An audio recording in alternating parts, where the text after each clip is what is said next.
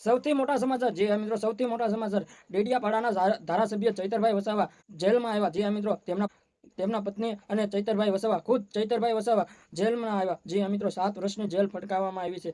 જે મિત્રો શું કારણે ફટકાવવામાં આવી છે 7 વર્ષની જેલ, અમને બધા લોકોને હું કહેવા જઈ રહ્યો છું. એ પહેલા અમારી ચેનલમાં નવો હોય તો લાઈક અને સબસ્ક્રાઇબ ને શેર જરૂર કરી દેજો.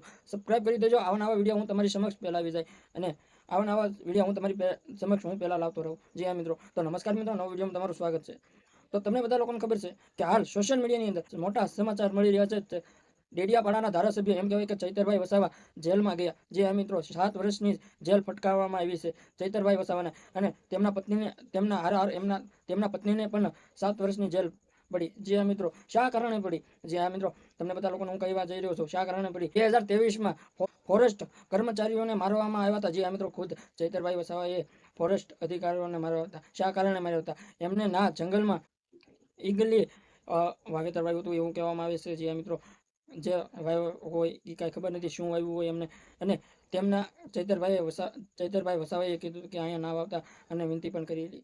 જે મિત્રો એવું કહેવામાં આવે છે. આ સોશિયલ મીડિયાની અંદર એવા સમાચાર આવી રહ્યા છે. અને ચૈતરભાઈ વસાવાએ ફોરેસ્ટ કર્મચારીઓને ઘરે બોલાવીને એમને મારવામાં આવ્યા હતા અને હવામાં એક ફાયરિંગ પણ કરવામાં આવી હતી. જે મિત્રો એવું પણ કહેવામાં આવે છે.